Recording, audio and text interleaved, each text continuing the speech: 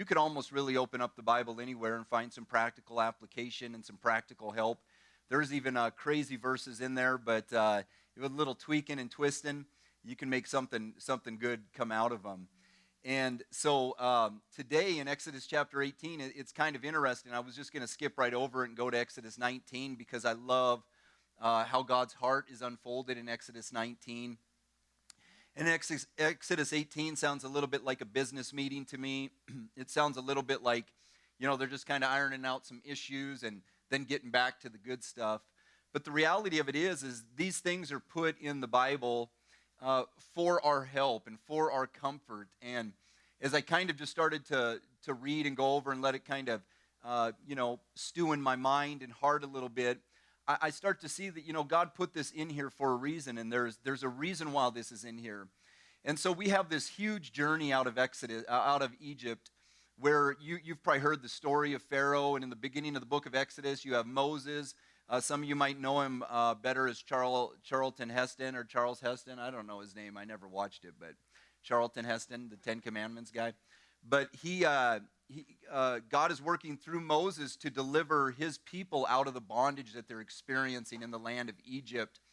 And so they're delivered out, and they start to experience this wilderness journey with God, and they're starting to develop this walk with God, where the bondage they once experienced with Pharaoh is really no longer oppressing them from without, but it's starting to oppress them from within. They're having a hard time, you could say, getting Egypt out of them. They're having a hard time moving into what God has for them and moving out of what they experienced in Egypt. So they're kind of starting to tell stories to themselves that aren't really that true. They're telling stories about how it is, and in Exodus 15, 16, 17, the basic theme is why did God do this to us? God doesn't care about us. Does he know what he was thinking? Why didn't we just die in Egypt? So they're telling themselves, and they're developing this narrative that is not healthy at all. And then they're reliving their past experience, and they're not remembering it correctly. They're starting to paint roses on the tomb of Egypt. They're starting to put pretty pictures and pretty memories in a place where they experienced generations of bondage and cruelty and just major oppression. But they're telling themselves a story about the present that isn't true, like God is out to get me and why is God doing this to me? And they're telling themselves stories about their experience that isn't true. So as they've kind of been journeying in this wilderness, and as you begin to journey in the wilderness in your life with God, what can come out of that is something that is already there. These people are murmuring and grumbling, and we looked at that. The wilderness didn't produce that murmuring and grumbling in their heart. The wilderness just showed the fruit that was already there. The wilderness just revealed what was already happening within. And I think this has great application for, when I look at the quarantined life, and what is taking place in people's lives and what's taking place in our world today. And I'm not trying to be judgmental or condemning toward anybody or anything, and that's not my objective at all. But the quarantine didn't really change anything. It only reveals what's already inside. So some of those things that you have just been suppressing or maybe getting busy with on the outside so the voice on the inside couldn't get that loud, they all of a sudden start to bark at you almost. If you didn't really have a solid walk with God, and that's not because God doesn't walk with us, but you maybe weren't developing and attending to it like you should be, then as you kind of go through this quarantine time, maybe instead of feeling the affection of the Lord and the presence of the Lord, you start to feel a lot of anger and maybe bitterness and resentment, or you start to become extremely needy. Extremely needy of other people and other things, and start maybe blaming the world and blaming everybody else for your situation. But the reality of it is nothing really changed. It's just that what was always driving you from within just kind of had another way to pop its head out.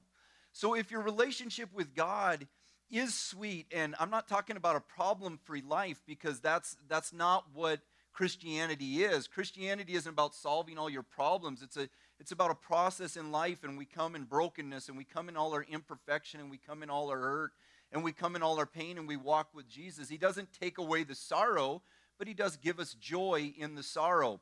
And as you kind of walk through this season, that relationship just really starts to come to the forefront. And just being okay with walking with God and being okay with a relationship with Jesus. And I think so many times with us as human beings, and even in a religious aspect, we're not building our life upon relationship with God, but we're more building our life on relationship with rituals and relationship with other people who are doing things for us that we're not really willing to do for ourselves. So when I look at quarantine, it's just revealed to me things about myself that I already knew. So it gives me a chance to grow in places and spaces that I might not have been able to grow in before. There's a lot of discontent that can come. There's a lot of inability. I mean, you can't get out, you go change the world today. You can't even get out your front door and communicate with people. So making, Jesus just the center and the aim of my heart has been it's been a real battle and a real blessing during this time. It's been difficult, as I'm sure it has been for you as well. But the things I'm experiencing, they're not changing the person I am. They're just revealing the person I am. And so within what we're going through, there's a lot of growth that can take place if we're willing to be honest about ourselves and honest about our walk and honest about our relationship with God. And, just quit blaming people and quit blaming everything and, quit trying to control things. This is a message I have to give to myself. And quit trying to, manipulate an outcome that I think will work. Because you don't know how things are going to go. There's complete uncertainty with it. So I want my heart trusting in Jesus. So they're walking in the wilderness, and it's kind of, they've gone through these difficult spaces, you could say. They're now at this place called the Mountain of God, where they're going to receive the commandments of God here coming up really soon. They're going to receive the written law. But they have this place where they're just kind of parked. And Moses is the one that led them out. And now you've just got millions of people that came out of Egypt and didn't necessarily have a walk or relationship with God. They came into the wilderness and they started grumbling and mumbling and complaining, and God miraculously fed them and he miraculously gave them water. But now we're sitting in Exodus chapter 18, and you would just think you'd just see people sitting in their tents saying, you know what? I'm at peace. I've got the joy of the Lord in my heart. I've got to walk with God, and I don't need to compare myself with the person in the tent next door. I'm thankful for Moses' leadership in my life, but I don't need a Lord. I've got God leading me in this life, and I just want to enjoy the life I have. And instead, what you see rising up in Exodus chapter 18 is a very, what I would say, unhealthy situation. So I titled my message today, Autonomy and Harmony. Autonomy and Harmony. I think this is really the work of God in my life and my heart, and I really can't live a life of freedom until I'm free from a life of dependence upon other people. I've got to be able to live my life in an independent way. That's autonomous. I've got to recognize that in my life, I'm responsible for the boundaries I set. I'm responsible for the good things I let in, as well as the bad things that I let in. I'm responsible for the looseness, and I'm responsible for the tightness. I want to be permeable or, moldable there, but sometimes, in life, it's what I'm experiencing and the life I have to be able to take ownership for it. And as a pastor, you hear it all the time, but people leave churches because they don't like the pastor. They go to a church because they like the pastor, or they go to a church and the church never did enough, or the pastor never did enough. But when you're a pastor, you don't have other pastors to blame. When you're a pastor like me, the buck stops with me. So my life and my walk with God, is what I'm saying, is not dependent upon a pastor. It's dependent upon my relationship with Jesus Christ, and that ultimately is my responsibility. Me as a pastor, I don't want to give myself to other people as a Lord. I might want to be a leader in other people's lives, but I want them to be able to live independently of that need to have somebody take care of them and develop them and grow them. I want to be able to see people mature and be able to flourish and have a walk with God where they can be thankful for the support they have, but it's not necessarily necessary. They're not looking around saying to other things in this world like blaming the president or blaming the government or blaming the church or blaming my past or blaming whatever, but learning to live your life in a way where you can recognize that you are an independent person that is responsible for yourself and your walk with God. You're responsible for the life that you choose. You're responsible for the choices that you make. You're responsible for so many things, and it's not other people's responsibility to take care of you and me. It's not other people's responsibility to meet our every emotional and spiritual need. We have to get that met by God, and as we get it met vertically, we can start to give it out horizontally. As we start to grow here, we can begin to grow in relationships with other people where we're not so needy. I've told my wife a lot, and just told other people a lot, and it probably sounds critical, but I'm going to say it. I guess it is critical. I don't really know.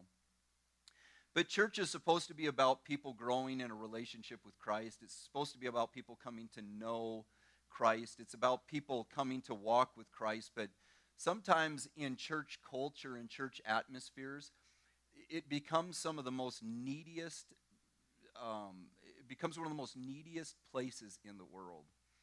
It's where people have lost the mindset of personal responsibility and accountability, and I'm here to give instead of I'm here to get. And the resources get tapped so often in ministries because they're not focused on who are we going to reach, they're focused on who are we going to keep. And when you're focusing that way, what you have to do is you have to cater to needs instead of mission. And mission is about a group of people together having the same common goal or purpose. A team is not just a group of people. A team is a group of people with a common goal or purpose. And if that common goal or purpose is always just Sister Susie, then it's only going to go as far as Sister Susie will like it. I've always told, again, talking to my wife, because that's what we do and that's what you do when you're in a relationship, but I look back on some of the things that I've allowed in my life, and leadership is a lot about what you create and what you allow. And I really wish with some people, I would have had the opportunity when I first met them and started to get in a relationship with them just to say, are you being serious right now? Is this really the way your attitude is, and you're going to treat people, and you're going to and holding people accountable to their attitude and their actions instead of holding other people accountable to catering to that other person's attitude and actions. So a lot of badness can breed in a culture where personal need is at the center. And that can happen in a family, that can happen in a business, that can happen on a basketball team, that can happen on a football team, that can happen in a government, that can happen in a church, where personal need becomes the ultimate goal for the group. And we want to make our goal about Jesus Christ, having a heart for humanity, being able to spread the gospel message, being able to live the gospel message, but at the same time, understanding that each and every person has to bear their own burden. So there's got to be some autonomy. The church was not given to us so it could relinquish our responsibility. The church is not there so you would never have any sorrow anymore. The church was not given so you'd never have a personal conflict or personal pain. The church is given so you can grow and get around like-minded people, but flourish in your own personal relationship with Jesus Christ, whether it's in a palace or in a prison cell, whether it's single or whether it's married, whether it's at 40 years old or 80 years old, or whether it's at 18 years old. It's not about programs and policies. It's about the person of Jesus Christ. And the autonomy comes when we learn to walk in the independence of our own uniqueness and the unique calling that God has given to us without having to cater to the demands and many times the bullying and belittlement of other people. But we are free to be ourselves. We are free to grow. We are free to hurt. We are free to struggle. But we are also in harmony. Autonomy and harmony. See what we get in like maybe in I just think in all our life we get a sense of independence where we say, I don't need anybody, I'm my own man, I'm my own woman, I'm going to do what I want to do, this is the way I'm going to live. And we cannot see anymore how our life is interconnected.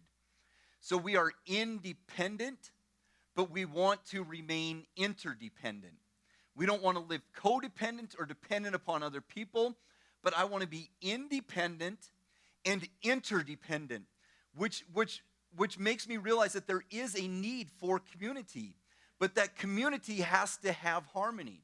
It's like these guys playing music today. There's got to be harmony. It can't just be everybody going off on what they got this week or what they learned this week or riffing in and out of things or beating on the keys or just singing little. One of the girls probably would do that. I don't know which one, probably.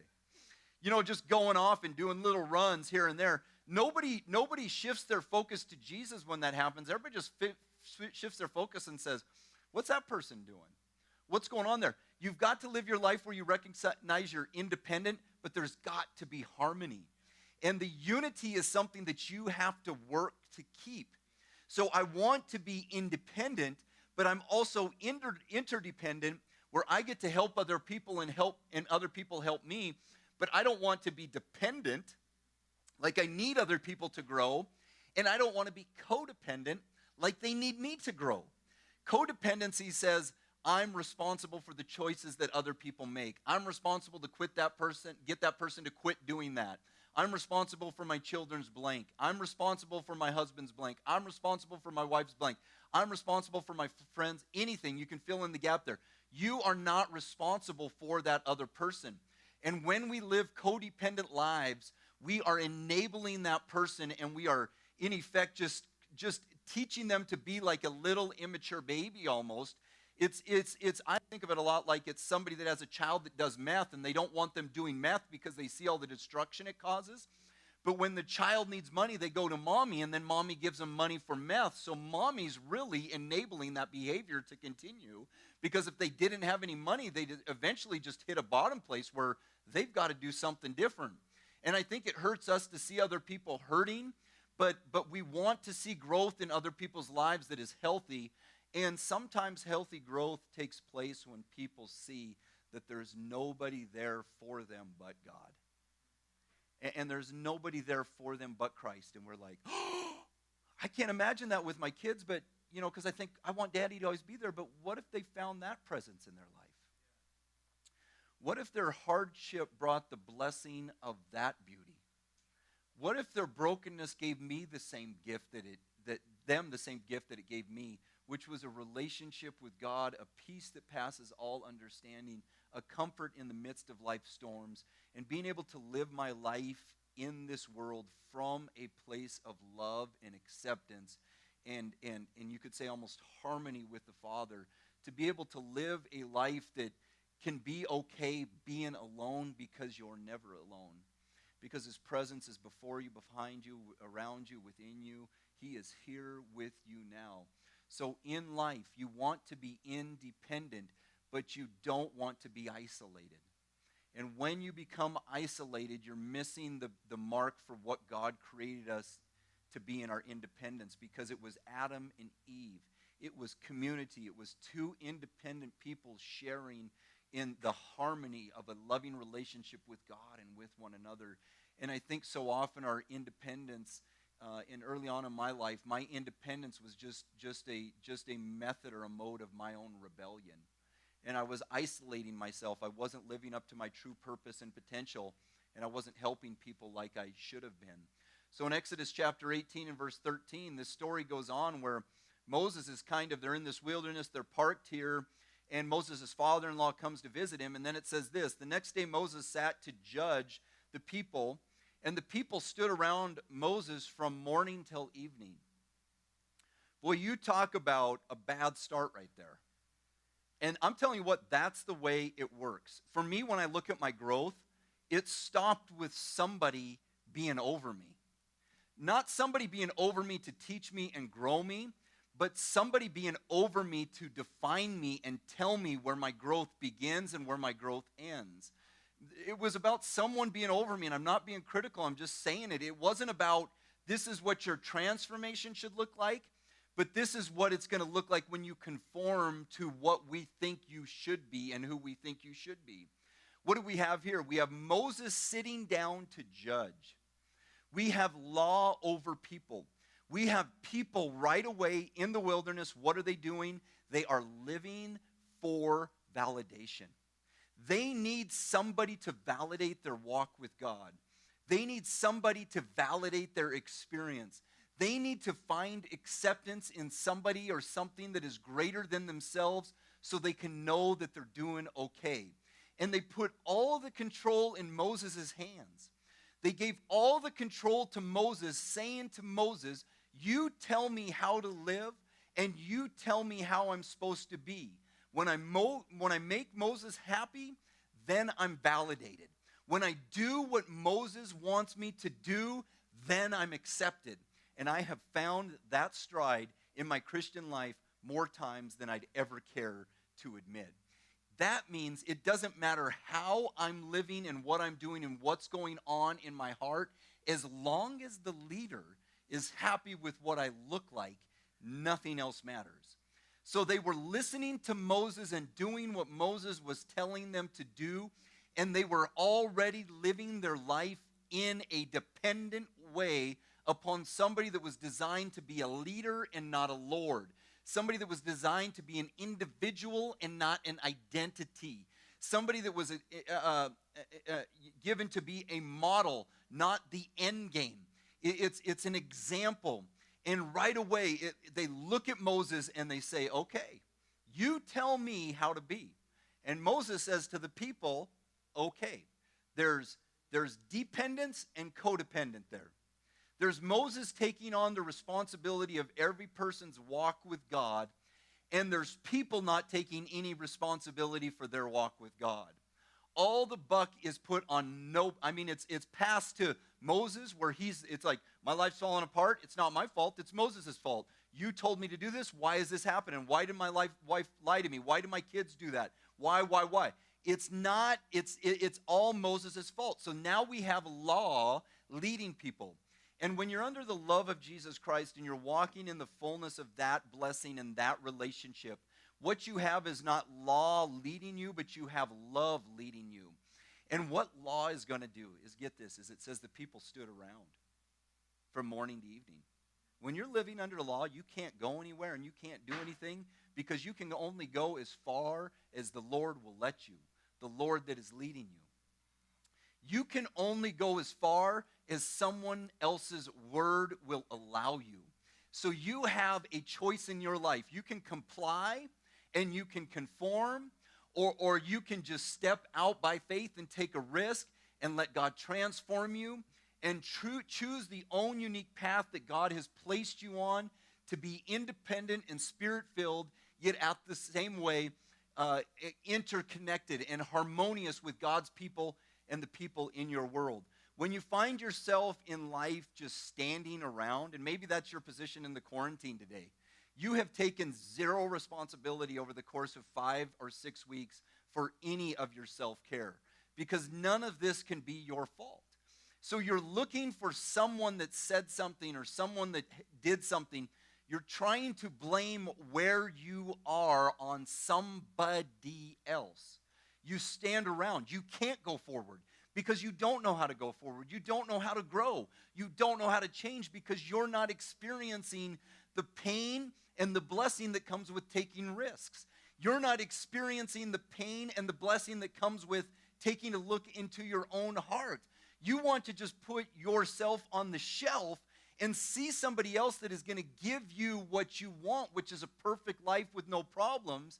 And when you accept that, all you're really doing is believing a lie. You're believing something that's not real.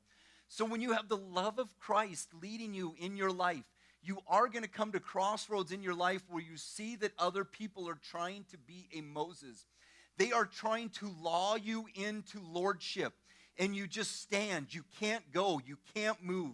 You can't get in your groove. You can't go forward. You're too concerned about what they'll say about the step you take. You're too concerned about, what if I just start following what I believe I need to do? Then you won't get the validation. You won't get the acceptance from Moses. That can be a grandparent. That can be a mom. That can be a dad. That can be a pastor. That can be a teacher. That can be a coach. It can be a wife. It can be a friend. It can be a group of people. And you just live your life in a way where it's like, you know what? I'm going to stand around until they let me do something different. And when you live by law, that's what it is. It's instructions given to you on how you're supposed to live and how you're supposed to be. And when you live the way you're supposed to live and do what you're supposed to do and be the way you're supposed to be, then we'll accept you and then we'll validate you. But you know what you lose in that situation? you lose your identity. You lose your uniqueness. Moses was gathering a group of people around him that were all going to talk the same, that were all going to look the same. And if you would have walked into that camp, you know what you would have seen? 1 million Moseses walking around. They all have the same length beard. They all wear the same length robe. They all talk the same. They're just the same. They got everything the same. You can take styles and stuff from people, and you can look at people as example and models, but don't try to be that other person. Just be yourself. Pull good things out of Moses, but don't try to be Moses because you're not Moses. And Moses was teaching the people in a way where there was not going to be any autonomy. There was not going to be any independence. There was not going to be any harmony. It was going to be a major clash because everybody was going to be burnt out and frustrated with each other. So in Exodus 18:14, it goes on to say this: when Moses' father-in-law saw all that he was doing for the people, he said, "What you doing, man?" His father's Jethro, and you know Jethro talked like that. "What you doing, Moses? Come on, man. What you doing? What you doing for the people, Moses?" That's probably how Jethro talked. He said, "What is this that you are doing for the people?" His father-in-law came in from the outside and looked at what was taking place on the inside. And sometimes when the only information that you're getting is coming from the inside, you might be in a cult or just completely conform to a group ideas of how you should be. If you can't listen to people on the outside, all you're doing is changing for people on the inside. And you've got to be able to receive messages from people that come from the outside that are nothing like you, that don't think like you, that might not even have a religious belief like you, that might do things differently than you. But when they speak, it's a lot like Balaam's donkey. It was a word that God put in that person for you. And when you get boxed in, you can only hear people within the group. So Moses is going to do some independent growing here, because Jethro didn't go to the whole crowd and say, "What are you guys doing, man?" He went to Moses and he said, "What are you doing, Moses? What are you doing? This is crazy." Jethro looks at it and he says, "I want God, but I don't want this. You know, I like my life, but I'm not going to come in here and comply and conform to everything that has taken place so I can be a part of this group. I want to remain unique and be able to be a part of something that is diverse and has harmony, where we can all be expressing ourselves in ways that is reflective of who we are and who God made us to be, not who a group or a person says we are and who we need to be." So he comes to Moses and he says, "Moses, what are you doing?" And I've had people in my life, I've had books where books have been, I've read a book about something and says, "What are you doing?" And I can either just read past that and get all hard and say, "Well, if you were just a part," and I just start to listen. And so what that does is it takes me out. And in my life, it took me out of a group mindset. And in my life, it took me out of a mindset where I felt like I was hitting a ceiling and I had no more choice in what I was going to do. It put me more under the lordship of God and the power of His Spirit in my life and in my heart, where I could do the things that were true to my values and who I am and the vision that God has placed in my heart. And that came with a lot of cost. And it still is a battle today, because within me as a leader in a church, there's still this knowing within my heart of what a group of church people want. And sometimes it's very hard to navigate in those waters, because maybe if you said what you really believed and said what you really saw, people in the church, you know what they would do? They would love you and accept you and embrace you. You know what they'd do? They'd reject you, and they'd cut you off, and they'd say cruel things about you. And many times that's why church life is so tough, my friends. I've got to tell you, and you'd almost have to admit that with me, because it's one of those places you go where you feel like you've never been judged like that before. But what church should be about is you go to a place and you're around a people where you can say, "I've never felt loved like that before." And you're not free to express opinions, and you're not free to express ideas, and you're not even free to express beliefs, because those are all the Lord that lead the people. And anything outside of that, it can produce no acceptance and no belonging. But I believe God's love is a lot more radical. I believe it's a lot greater. I believe His love is a lot more far-reaching. people always say, well, what about the people that have never heard about God? Or what about, I just look at the world and I'm like, God's got it, man.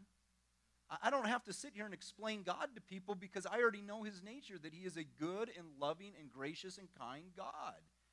Well, shouldn't he send all those people to hell? Well, you don't know what spirit you're of. That's not the spirit of Jesus Christ. He didn't come to destroy men's lives, but to save men's lives.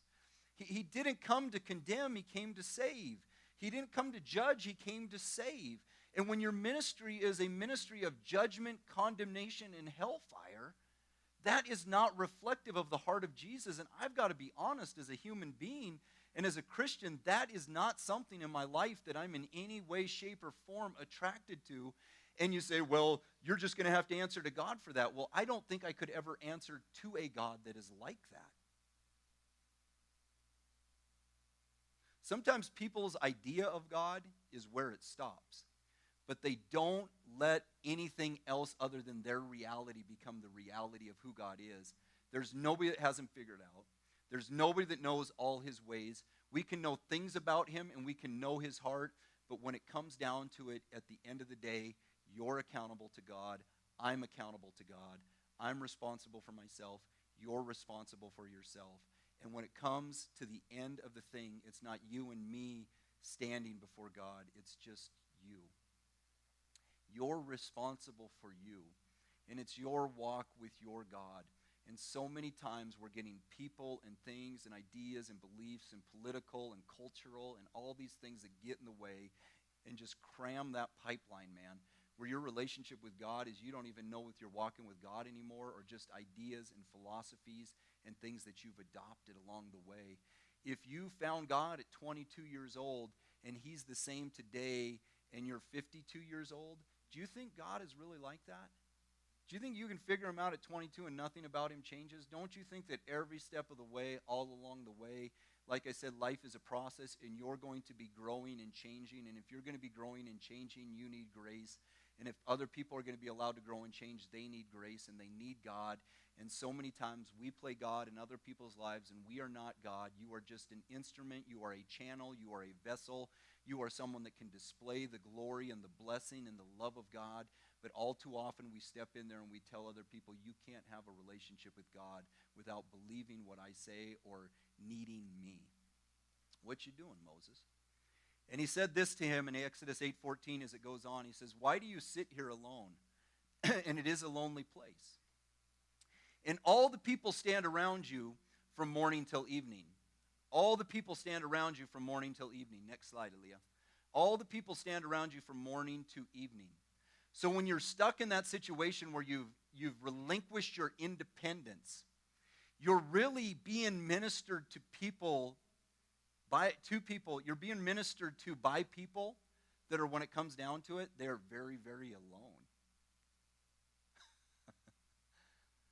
Sometimes you have to look at the fruit of what I believed and where it took me. Did it take me to a place where being alone is something that I'm okay with? I think there's a lot of insecurities in leadership. And being at the top is lonely. But Moses' life, he wasn't able to really be interdependent. He was just a leader. And I've heard leaders tell me that. You just got to treat the people as sheep, or you can't have relationships with them. But that isn't me. I'm going to take the risk of relationships, and I'm going to take the risk of that. I'm not going to just put myself in people's life and try to be an idealized, picture of who they think a person should be, because that's lonely. I love people. I want people in my life. I hope you want people in your life.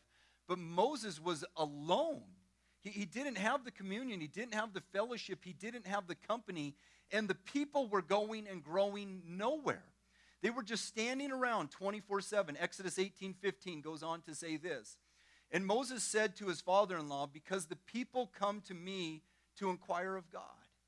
Man, I'll tell you what, I'm 44 years old today, and I battle right here almost every day of my life.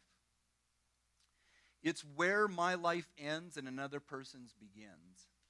It's where my responsibility ends and another person's begins. And I have felt more so as a pastor and just trying to surrender to the Lord and follow the Lord at about 24 years old, 20 years, 2 decades. I have felt such a responsibility for other people, not only in their salvation, but in their walk with Jesus. I never found joy in discipling people because it was always like, I'm going to disciple you whether you like it or not, because that's what we have to do here. Why do I have to all of a sudden have that forced upon me, so I force it upon another person? When do I just get to enjoy my walk in my life with Jesus Christ and let discipleship come out of that? You can't force discipleship upon people. You can't force salvation upon people, but so often people become the pipeline to God. And when people come to you, it's not about just being a vessel anymore. It's about being the end. And I've got to give this person something. I've got to show this person God because this is their chance. No, you're just a part in the big picture of everything. And God is working in and through everything in that person's life to communicate himself to them. And at times, he's communicating himself to them through you. And so what Moses is saying is they need me, because they can't know God without me. You know what we got to do? We want to raise our kids and we want to have influence and impact. But the more they grow, the more you start to lose that influence, you could say. They start to become independent, and they choose to either take the things you taught them here in the early years and apply that in their life. But you can't be 20, 21 years old telling your kid, you can't have any sleepovers now. You know, you have to let it go and let them live. Sometimes your kid is going to go out and maybe make some tough choices, relationship-wise, or just with the things they choose to do. And you cannot be the go-between between them and God. It's their relationship with God. And so that burden, in a way, has to be passed to them. It doesn't mean you don't care for them, but it means that it's not your responsibility, and it never will be your responsibility. And if you think it's your responsibility, you've just deceived yourself. You can pray for them, and you can love them, and you can show them Jesus. But I guarantee you, when you see somebody straying in their life, and they're not living according to what you had planned for them, you don't show them more love, you show them more law. There's more judgment, there's more condemnation, and there's more ridicule, and there's more resentment, and there's more bitterness. But when the prodigal son went into the pig pen, the father didn't go to him and belittle him. The father stayed with open arms, waiting for his son to come back to receive his love with open arms. And Moses is not teaching the people to develop independence. How did I read through my Bible? I read through my Bible myself. How do I pray? I pray myself. How do I read a book? I read a book myself. How do I study the Bible? I study the Bible myself. I learn to grow. I use podcasts. I read things. I talk to people in the community. I talk to my chiropractor. I talk to people at Starbucks. I have relationships with people, and I allow people to speak into my life in a way where it's going to allow me to grow. I don't just confine that to a church space, and I don't just confine that to a pastor speaking on Sunday morning. But I believe church is important, and I believe what we do is important. But it's not the end all. And God wasn't bringing you into a relationship with him so you could be dependent upon a church. God's bringing you into a relationship with him so you can be the church, and so you can give and you can thrive in this life. And that you see that the goal isn't about my need, but it's about the glory of Jesus Christ and the freedom to live under that banner. In Exodus 18:16, it goes on to say this. When they have a dispute, Aaliyah, Exodus 18:16, when they have a dispute, they come to me, and I decide between one person and another, and I make them know the statutes of God and his law. You can't know God without me teaching you the Bible. You ever heard that before? You can't know God without coming to this Bible study. You can't know God without coming to this church. You can't know God without hearing my pastor speak. You can't know God without seeing things the way my dad sees things. I mean, after all, he's been walking with Jesus for 40 years. Moses says they can't know God without me. Really? I challenge that. I think sometimes you come in contact with people that go contrary to everything you know about God, and you come to a choice where you can either love people, love that person, start comparing yourself to that person, let that person be a lord over you, or just say to God, you know what, I'm in your hands, and that person may see things differently than me, and I don't have to ridicule them, and I don't have to judge them, and I also don't have to come under them. I thought about that this week. I thought, you know, what makes me unworthy to walk with Jesus Christ? Because when I get the voices of law reigning in my head, I feel like I can do nothing good enough and nothing that brings acceptance from Jesus. But Christianity is about you're accepted and then you're active. You're accepted by Jesus so you can act, so you can live, so you can be active. You belong before you behave. There's belonging. There's the beauty of that. And when we put somebody else in that way, we're robbing ourselves of a relationship with Jesus Christ. And I think we're just all a little insecure when it comes down to it. And we think, you know what? I don't know if I can trust that person to do it on their own. But the reality of it is we've got to be able to say, I've got to be able to trust God in that person's life, that he would be able to show them the way, that they'll never be doing it alone. That I don't have to get in there and be the standard. I do want to teach, and I do want to help people, and I do want to inspire people, but I have no desire to be a lord over people in their life. I have no desire to get up and tell you guys what I want you to do and how I want you to live. I can share my life with you, and I can share my ideas, and I can share my vision, but at the end of the day, you're responsible for the choices you make. And many times your choices are not reflective of maybe my values, and maybe my choices aren't reflective of your values. But when it all comes down to it, we are independent and we want to live in harmony. And we can't do that when we're all depending on one another to give us something that we can only get from God. And so at the end of it, it says in Exodus 18:17, Moses' father-in-law said to him, "What you are doing is not good." And you can see that. Next verse goes on to say, "You and the people with you will certainly wear yourselves out, for the thing is too heavy for you. You are not able to do it." I talked a little bit at the beginning about experience, and I think what you have to start doing when you want to grow and mature, you have to start being honest about your experience. We keep trying the same things over and over and over again, and it never works. Your relationship with God is going to flourish when you decide that you want it to flourish. Your walk with God is going to be there when you decide you want it to be there. Your relationship with Christ is going to be there when you decide you want it to be there. He's not waiting to show up. He's already present. Your relationship with your kids, it's when you decide, but it's in our life. What we do is we take on more than we can handle, and we continue at it for a duration and a period of time. And for me personally, about 9 years or 8.5 years into ministry, what I experienced was major burnout.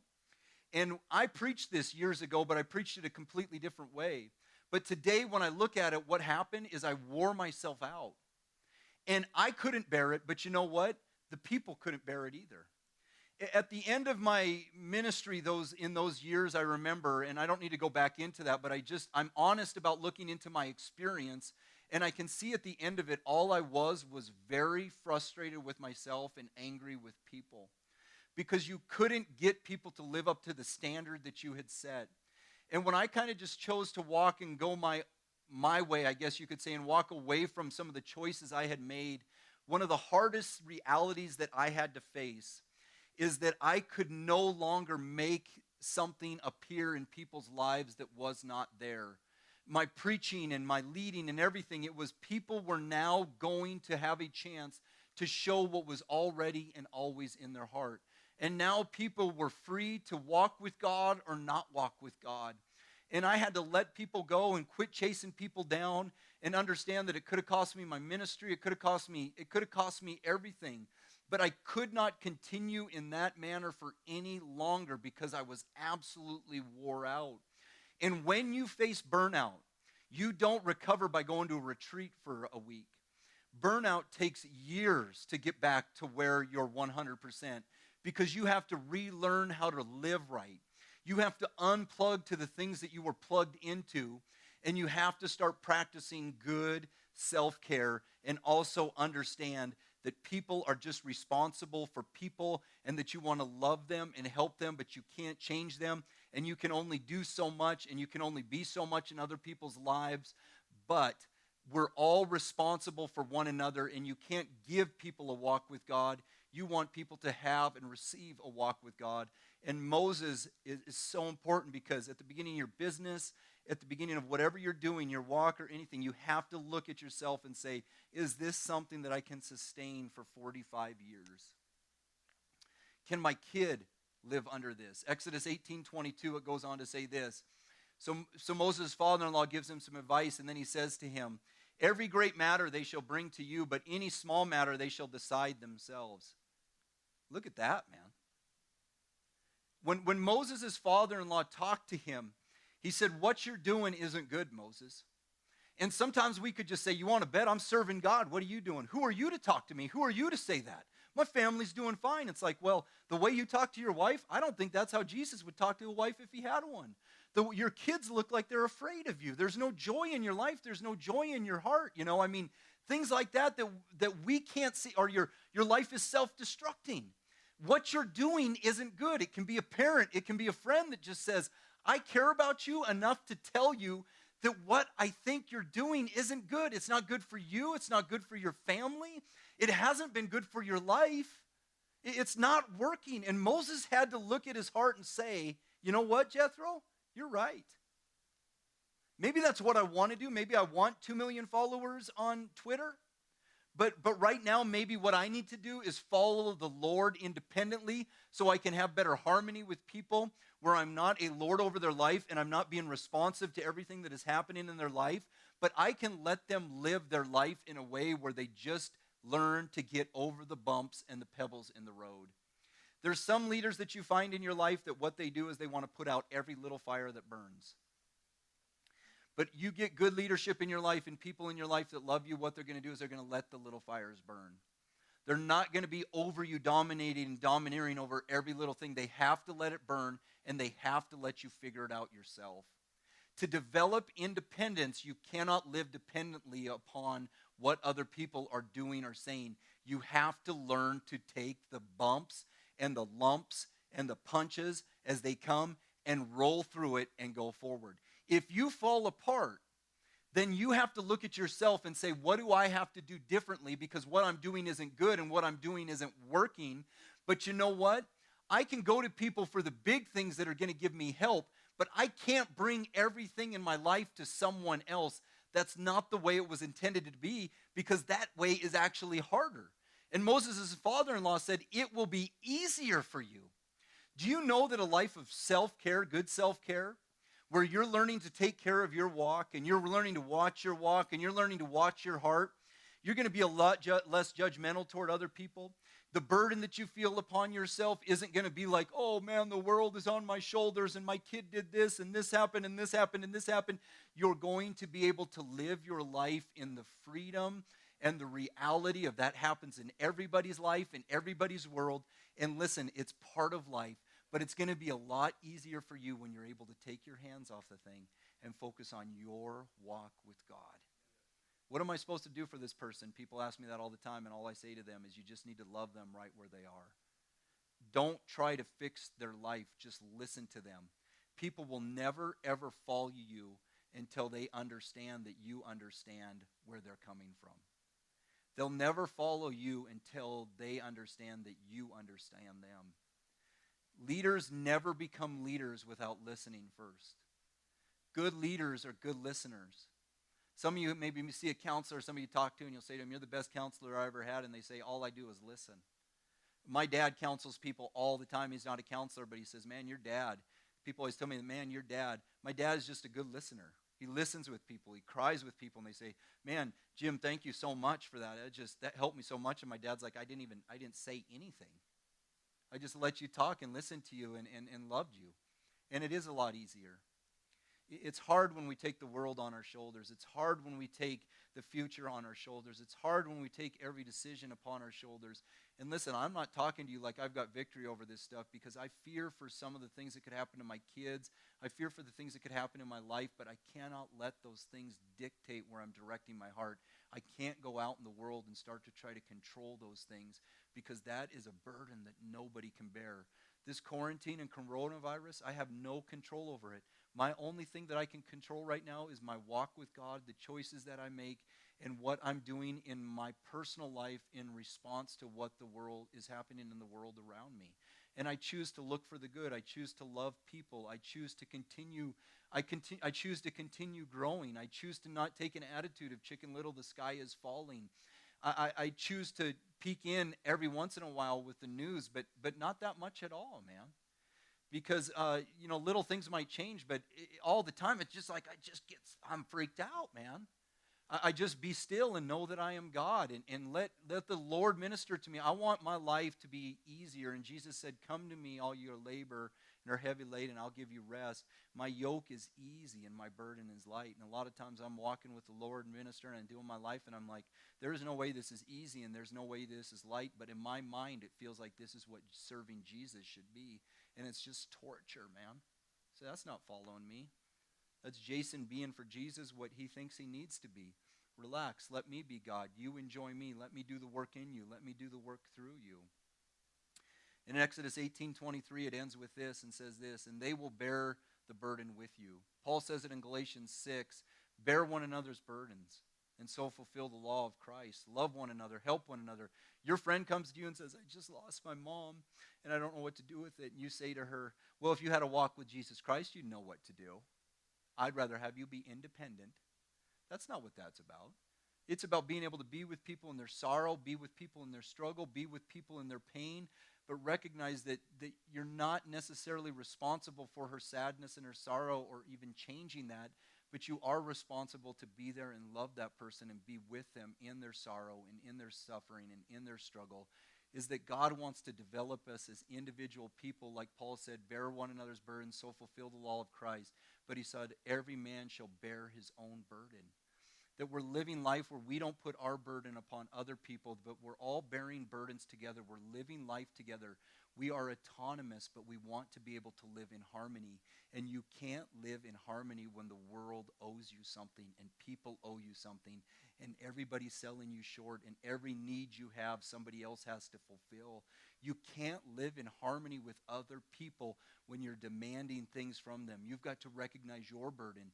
And maybe your burden today is a burden to grow. Maybe your burden today is a burden to step away and to focus on the things that you need to focus on, because this relationship and what you're trying to do to this other person is driving you crazy. Or these people in your life are driving you crazy. They're not the problem. It's you've got to get into a healthy place in your life, develop healthy boundaries, and practice good self-care.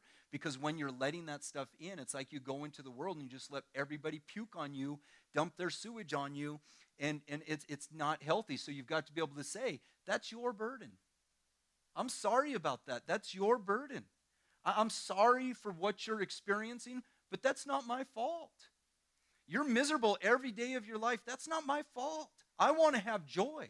And I can't have joy if every time I get around you, I let that come right into my city because I have no boundaries. I don't have to sit there and wonder and fix it in my mind.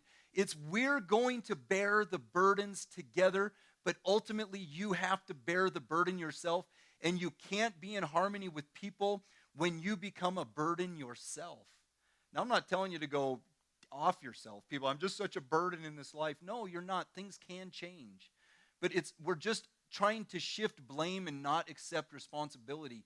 Your life will change, and your life can change, and your life does get better, and it does get easier when you just start accepting the responsibility for you and realize that changing the world was never what God gave you the command to do. Jesus Christ changes the world. He works in us. He works through us. But in the end, he gets all the glory. And Moses' father-in-law said, if you do this, God will direct you. You'll be able to endure, and all this people will also go to their place in what? Peace. That's harmony. Keep doing what you're doing. No independence, no harmony. Let these people grow for themselves. Let these people know God for themselves. Let these people have a walk with God. Get off their backs. Quit trying to law over them. Quit trying to be a judge in their life. Let them be. Let God deal with them. Let God direct them. Let God work out those things in their life. If they come to you, the big decisions, help them. Be who God created you to be, but let them be an individual. And at the end of the day, we can live in a place where we can have harmony, because you're going home not with burdens that other people have placed upon you, but you're just going home with the life that you have and the burden that you bear, and finding a way to walk with God and to grow in the midst of what you're going through. Autonomy and harmony, that is freedom right there. That's freedom. Codependence, no harmony. Dependent, no harmony. Independence and interdependent means you can be autonomous and you can have harmony at the same time, because my life is about my boundaries. My life is about my responsibilities. And listen, that's your life and it ends here. That's my life and it ends here. Your life starts here, my life ends here. And I love you and I want all those things, but letting that stuff be and not bringing it in and saying, oh man, this is on me. It's not on you, but if you feel it, pray about it. Seek the Lord about it. And let the Lord fix people. Let him fix people. You just focus your eyes upon Jesus Christ. Continue to be who he's called you to be. Continue to love like he's called you to love. And continue to grow in that relationship with him. And he still has the whole world in his hands. And today, maybe in your life for the first time, maybe a parent has told you need to have a walk with God, or you felt like somebody's been pushing it upon you all your life. Well, today your independence gets to be expressed by choosing for yourself to have a walk and a relationship with Jesus Christ. That doesn't come through following laws and rules and going to church. That comes with just realizing that you are loved by God. And Jesus gave himself for you upon the cross, and he is risen today and sits at the right hand of God. And there is victory in him, and he loves you, and there's mercy, and there's grace, and there's kindness, and there's compassion. There's no failure too great. There's no fall too far. Right here, right now, he receives you with open arms. But in the independence of your own heart, you get to say to Jesus, I choose you. I choose you. And right here in your own heart, why don't you simply pray and say, Jesus, today, in my own place and in my own space, I ask you into my heart. I choose you here, and I choose you now. I open my heart to you, and I believe because I want to believe. I want to believe, and I believe in you today. Christian, today, sit and rest and just say, you know what? None of this is anybody else's fault but mine. Teach me, Lord. Teach me to walk in a good way with you. Help me to accept responsibility in my life. Help me to develop some of the disciplines necessary and the self-care that I need, because my life is falling apart because I'm letting it fall apart. I'm neglecting myself. I'm neglecting my self-care. I'm not attending to my needs, so I can't give anything to anybody else, and I'm completely burned out and I'm completely frustrated. You need to rest in the loving arms of Jesus and just let it go to the best of your ability, and just continually put yourself in his presence and walk with him. And that doesn't mean you're not going to get annoyed, and that doesn't mean you're not going to get frustrated, and that doesn't mean it's not going to be hard, but it does mean that you're going to be able to grow in the midst of a situation that you were not able to grow in before, because you are now taking responsibility for you, and you are choosing for you your boundaries and the way you're going to care for yourself, and you're not going to put that in anybody else's hands. Get these guys up here to sing a song, sing the end of a song for you today. I'm so glad you're with us. I'm so glad you chose to be here. I hope it's been a help. I hope it's been a blessing to your heart. You are unique. God created you the way he created you, and your life does have value, and you can make a difference. And it's through the independence and the interdependence that you can grow in this life and give in this life, because Jesus created you for so much more than just feeding off other people and feeding off other things. You can feed off the richness of who he is and the life he's given to you.